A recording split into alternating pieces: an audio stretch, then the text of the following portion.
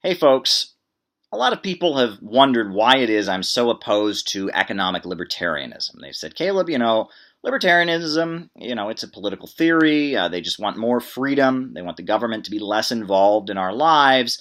A lot of young people are into libertarianism because, they want more freedom. Well, I maintain that libertarianism is very dangerous. And I'm not talking, libertarians, they've got all kinds of books about the ideal free market capitalist world, but let's talk about what the libertarian movement has created. What kind of policies have been enacted by the libertarian movement? Basically, the policies that come from libertarianism are based on the principle that somehow we can cut our way into economic growth. That's a complete myth. You cannot cut your way into economic growth. Cutting government spending does not lead to growth. Let me explain. So basically, the premise of the libertarians is that, hey, if we just cut the jobs of government workers, cut government subsidies, cut social programs, the result is everyone will have more spending money, and they'll spend more money and we'll have economic growth, more people will start their own businesses, etc. Well, that is a fallacious concept. I mean, you might as well ask, the Easter Bunny or Santa Claus or the Tooth Fairy to come rescue the economy, because that is just not what happens. When you cut public spending, when you cut the jobs of government workers, when you cut social programs like food stamps, when you cut government subsidies and government aid, the result is all the people that benefited from that, all those government workers, all those people getting food stamps, all those people, getting some kind of subsidy or assistance, they all are less able to spend than they were before, right? Those government workers don't have jobs, so they're not spending as much money. They're getting unemployment, or maybe they're trying to get a job that pays less, or they're unemployed, or whatever. They're not spending as much money.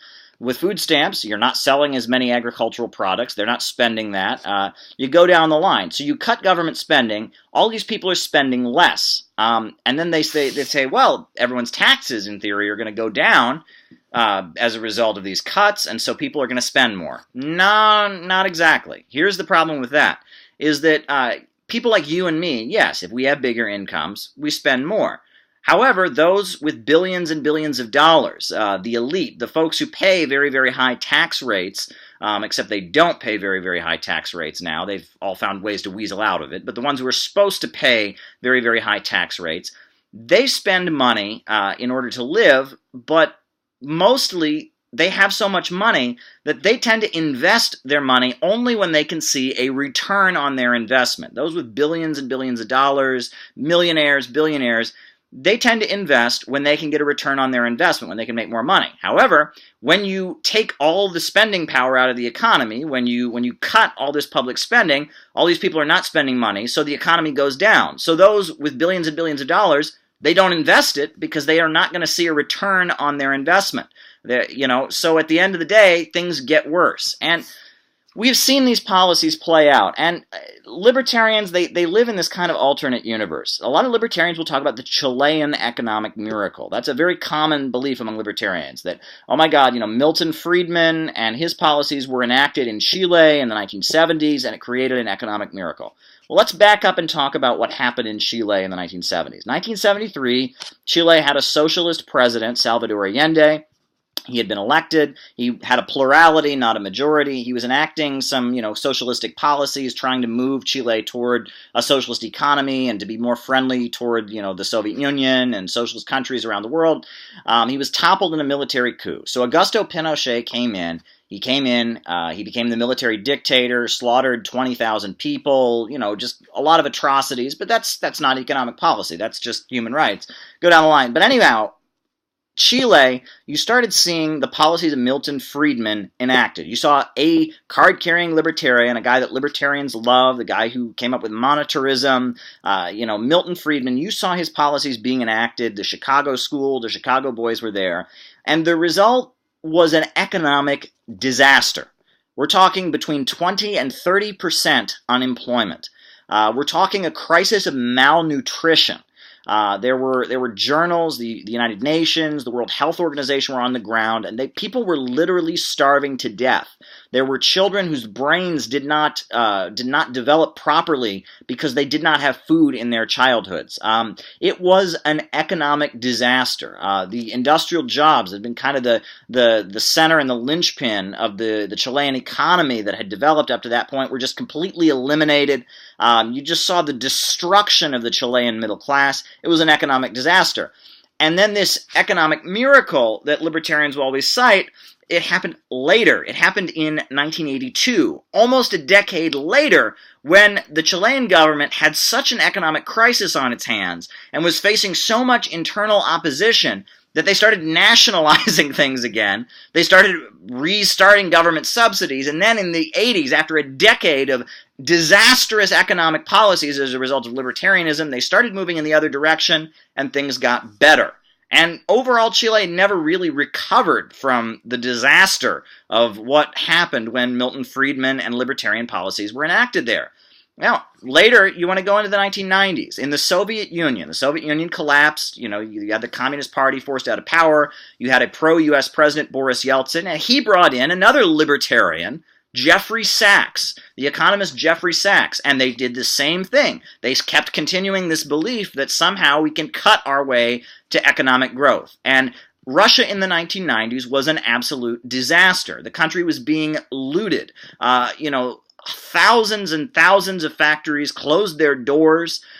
You had, 20 to 30% unemployment, which is a massive level of unemployment. You had all these collective farms. The Soviet Union, they had a huge collective farm apparatus. All these collective farms shutting down and closing their doors. They're having to start importing all of their food from the United States. The steel industry shuts down, and things in Russia were an absolute disaster when they were following libertarian free market policies, and then things got better when Vladimir Putin came in, and what did he do? He oversaw the creation of two gigantic government-controlled energy corporations, Gazprom and Rosneft. So he renationalized the oil and the natural gas, created these giant state-controlled oil companies. He had written about them in his academic work as a student. He called them national champions. And that was able to reboot the Russian economy. And that's why Vladimir Putin is so popular, because he fixed up the economy after what the libertarians had done in the 1990s.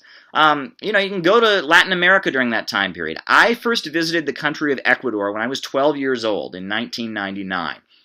I went to Ecuador when they had just been enacting a lot of these policies. Jeffrey Sachs was in Latin America also throughout the 1990s, and Ecuador had just switched to the dollar as their U.S. currency. They had privatized all kinds of things. They'd cut public spending. And what I saw in Ecuador in the 1990s was an economic disaster. I saw people starving on the streets. I remember when I got out of the airplane in Ecuador, we walked out onto the street in Ecuador to get a taxi, and it was like I had never seen so many crowds of desperately starving people.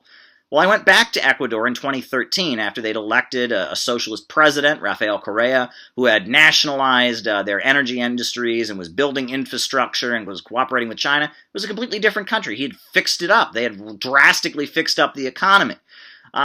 You can go down the line. Everywhere we've seen these libertarian policies enacted, it's a disaster. And if you ask libertarians about it, they always just say, that's not real libertarianism. That's not real capitalism.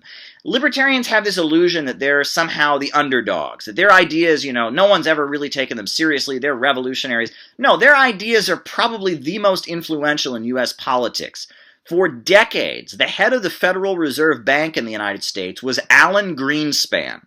Alan Greenspan was the personal friend and protege of Ayn Rand. Ayn Rand, the libertarian thinker, Atlas Shrugged, The Fountainhead, The Virtue of Selfishness, Capitalism, the Unknown Ideal. Alan Greenspan was her personal student, and the policies that he enacted from the Federal Reserve were policies that were dreamed up by this libertarian mindset and this belief that you can cut your way to growth. And even Alan Greenspan ultimately admitted before Congress that yes, the ideas that he devoted his entire life to, it turns out that they played a role in crashing the U.S. economy in 2007 and 2008. So libertarianism is a very dangerous concept. It's based on this illusion that you can cut your way to growth, which you cannot do. The last thing you need when the economy is not going well, when things are bad, cutting spending does not work. It is like the worst thing that you can do. It's like when there's a fire, you throw gasoline on it. That's what these libertarians believe.